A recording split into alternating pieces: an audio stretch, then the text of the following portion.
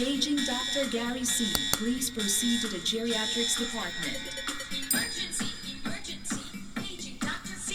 Emergency! Emergency!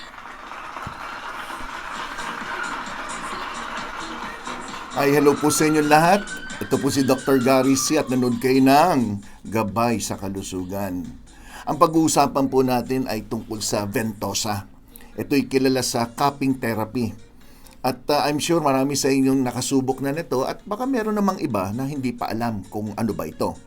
Unang-una, pag kayo po ay nagpabentosa, parang may halintulad natin sa chikinini. Ano yung chikinini? Yung, di ba, yung pag parang sinip-sip na ganon. Yung mga misis, alam yan. Yan, tapos andito, no, kadalasan, no, yan. Makita mo parang, may pula-pula ka dyan, chikinini, sinip-sip. So, ang bentosa po ay ganito. Ang bentosa o cupping therapy ay isang alternative medicine technique na gumagamit yan ng mga heated cups na idinidikit sa inyong balat para masipsip yung dugo papunta doon sa area. Kadalasan kung sa area masakit. Yan. So, kinalagay yan. So, nung unang panahon, ginagamit na to, lalo sa China, kung saan gumagamit ng apoy, tapos may mga maliliit na mga cup o minsan ginagamit baso, at nagka-create yan ng suction. Kaya parang hinigop doon sa inyong balat. Kaya mapapansin nyo, nagkakaroon ng parang mga pula-pula o kiss mark. Di ba? So, yan po yung ginagawang procedure. At may mga taong mga sikat na talagang obvious na gumagamit na to. Isa sa kilalang Olympic swimmer na si Michael Phelps. Kada may competition niya, mapapansin nyo ba may mga parang pula-pula dyan sa braso niya. Kala mo bugbog, no? So yan ay naniniwala sa ganyang mga principle ng cupping. Lahat ng athletes halos meron din. Pati sa PBA, nakikita ko may mga player na may mga ganyan din, no? During the game. At sa NBA, pati yung sikat na si Luka, ayan, ang gwapo, di ba? May mga ganyan din dahil maputi siya, kaya kitang-kita. Sa medyo maitim ang balat, hindi mo napapansin halos, no? Even mga artista, saan ka makita, pati yung rumarampa nga minsan sa mismong mga movie festival nila, ayan, ay kagaya ni Jennifer Aniston, si Gwyneth Paltrow, nakita ko sa isang event, meron din siya mga ganyan. Yung iba, mini-makeupan, lalong nahalata. Pero may nagtanong sa akin, pwede ba maglagay ng bentosa kung saan masakit?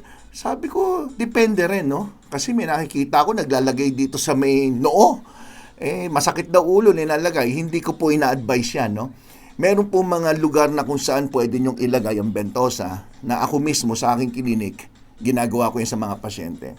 Pero ngayon po, mas modern Yung iba hindi na gumagamit ng apoy o mga baso. Meron na nabibili mga device, yung tinatawag na parang suction pump, no? So hindi na gumagamit ng mga pinainitan. So sa clinic, may dalawang choice. Pwedeng gumamit ng apoy, pwede naman gamit yung mga mechanical device na tinatawag tulad nito, no? So ganun din ang principle, sinasuction. So mayroon niyang pump na instead na gumamit ng init, ang purpose to suction the blood do sa area. So the rest of the process is pareho halos sa heated cupping, no? So ganyan po yan. So yan yung mismong actual na nakikita sa clinic ko, ganyang klase. Ngayon, ang tanong ano ba nagagawa nito? Many believe that cupping helps balance the yin and yang. Sa Chinese kasi may principle sila ng negative and positive energy within the body. So believe it or not, ako mismo naniniwala ako sa ganyan. At ang main purpose nito parang rini-restore yung balance na tong init at lamig na tinatawag. So may mga ibang doktor, maaaring din naniniwala sa mga pasma-pasma, lamig-lamig, hangin. Ba't ako naniniwala? So ginagamit ko to sa mga pasyente ko dahil hindi naman to delikado, less invasive, may mga precaution lang. So anong purpose nito? So rini-restore niya yung balance dun sa dalawang extreme na positive and negative energy. So nalaman na tumutulong to na medyo may panlaban ng katawan nyo sa mga pwede mag-cause ng sakit o mga tinatawag na pathogen. Ini-increase ang blood flow at nare-reduce ang pain. So kadalasan, linalagay ito kadalasan sa likod. Di ba? So makikita natin yan kadalasan o dapa tapos lalagay sa likod. So cupping increases the blood circulation to the area kung saan mismo linagay yung cup. So kung saan yung area na nakakabit yung mismong baso na yan o cup na yan, doon niya ini-improve ang blood flow. So malaking tulong to sa mga may muscle pain or muscle tension, ini-improve ang blood flow, tumutulong yan para mag-promote ang cell repair. So kung may injury, pwede ilagay yan doon sa area na yon. Cupping's primary benefit seems to lie in treating the pain condition. So more on the pain. So yung mga pasyenteng dumadain, palagi masakit yung balikat ko, masakit yung dito sa may upper back ko, lower back ko, at nakakatulong din sa mga respiratory problems. May isa akong pasyente, palagi may ubo-ubo, ang dami ng gamot ininom, at ang cupping, isa sa in-advise ko, nakatulong. Sa anumang dahilan, ay naniniwala ako effective to. The treatment for respiratory problems, mga ubo-ubo, hika, pwede po yan. Emphysema, pwede po yan. At sa mga taong palagi nagdi-deal sa chronic pain, ibig sabihin, palagi na lang masakit ang kalamnan. So kadalasan sa likod po inalagay, meron po sa iba na may concern sa isang particular area ng hita, pwede, okay, sa braso. So pwede, depende sa assessment. Cupping is typically offered as a complementary treatment. So hindi ito pamalit sa mga gamutan nyo, kundi addition to other treatments. So kung meron kang mga ininom na gamot, walang masamang gumamit din ng cupping. Ngayon, ano yung mga pwedeng makinabang dito? Chronic pain. Ano yung mga chronic pain? Arthritis, gout, fibromyalgia, pwedeng yung mga muscle spasm, pwede po yan. So ang tanong, saan mo dinalagay yung area ng cupping? So ito po, sa ngayon sa mga nabasa ko, ang cupping points, usually pag pain and tension, pag mataas ang tension sa pang-araw-araw, mapapansin nyo masakit yung upper back nyo. Kung may asthma kayo o mahinang lungs, dyan sa may bandang gitna, sa may bandang itaas. Mga heart condition or headache, pwede mo ilagay dyan sa mid-back, bandang gitna. So for kidney problem, infertility, and lumbar pain, linalagay mo siya sa lower back. So yan ang kadalasan mga lugar na linalagyan ng cupping or cupping points na tinatawag. Ngayon ang tanong, ito ba ay scientifically proven? May mga pag-aaral na lumabas just recently. 2018, isang review na pag-aaral na ginawa tungkol sa cupping therapy at marami pong benefits na na-report. Iba-ibang kondisyon na pwede makinabang dito, pwedeng localized or systematic disease. Ibig sabihin nun, localized, may isang particular area lang na masakit, o systematic, parang buong pakiramdam nyo may diferensya o buong sistema ng katawan. According dito sa pag-aaral na 2018, napansin nila ang cupping therapy ay maaari makatulong sa mga sumusunod. Number 1, promoting skin blood flow. So, ini-improve ang daloy ng dugo dun sa area ng balat.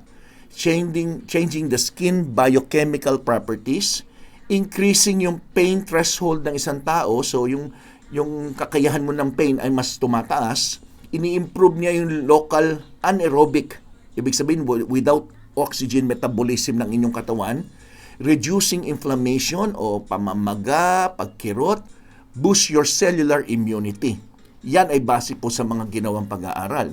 Ngayon ang tanong, masakit po ba ang cupping? Maaaring yung iba sensitive na kung sakit, may iba naman na wala na bang ilalakas yung paghigop niyan? So iba-iba. So ito po yung criteria niyan. Normally, wala kang maramdaman ng sakit. May slight pressure or para naramdaman mo lang hinihigop. So, you don't describe it as pain, so no pain.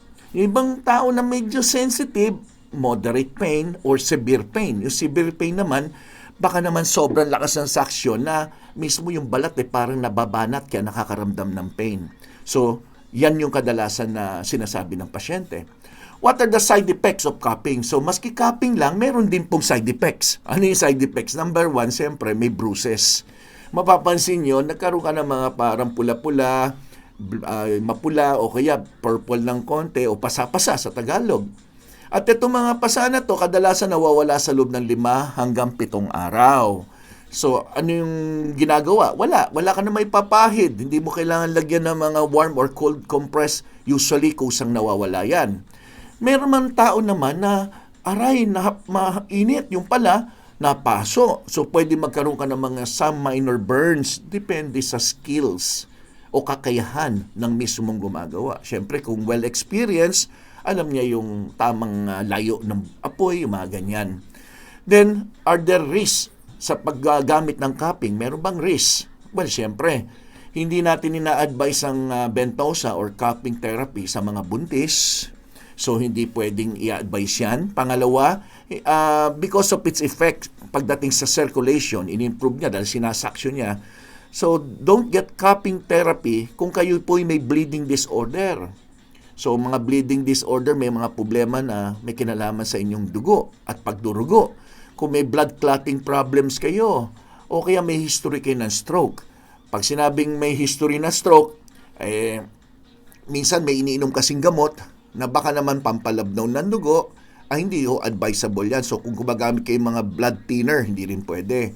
Number 3, if you have a skin condition tulad ng psoriasis o kaya eczema, yung area na yun, pag yan ay kinaping nyo, baka lalo mag-flare up, lalo pong mangate o maging worse yung kondisyon nyo. So, hindi rin ina-advise yan na gamitin sa mga may skin disorder or skin problem. Doon sa area kung saan na-involve, ha?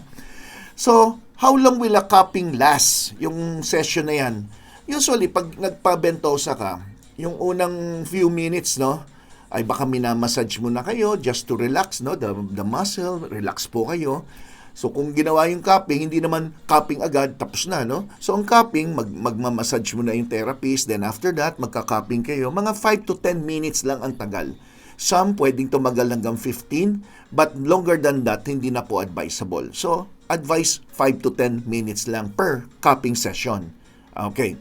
How long will it take to for the cupping marks to disappear? As I've said, 5 to 7 days. Ako, kadalasan nga, 3 days lang, wala na yung pasapasa ko eh. Okay? So, depende sa tao. Okay? Sana nakatulong po ito at yung mga hindi pa nakatry, itry nyo po ito, baka makatulong sa inyo, lalo na yung under stress, palagi masakit yung ditong muscle sa may bandang upper back, masakit ang likod, hanggang dito sa may mga pasyente kung may mga muscle pain na low back pain, pwede po yan. I-try nyo po yan. At make sure yung pupuntahan nyo, yung experience at alam yung ginagawa. Okay? Sa clinic ko, meron yan. Kasi ang aking clinic ay hindi naman sa mga may sakit lang, no? Pwede pong gamitin to as a wellness treatment. So, it's just a 30 minutes procedure at napakasarap ng pakiramdam. Pakiramdam mo, hinugot yung lahat ng bad air sa iyong katawan. So, try nyo po. Okay? Maraming salamat sa lahat ng nanood. Sana may na-share po ko sa inyo ngayon. At huwag nyo kalimutan iHeart GSK at mag-subscribe din dito. Subscribe sa Gabay sa Kalusugan, Dr. Gary C. Invite your friends to watch here. At sama-sama tayo maging matalino pagdating sa kalusugan. Okay? Maraming salamat po. Ako po si Dr. Gary C. Ang inyong Gabay sa Kalusugan. Bye-bye!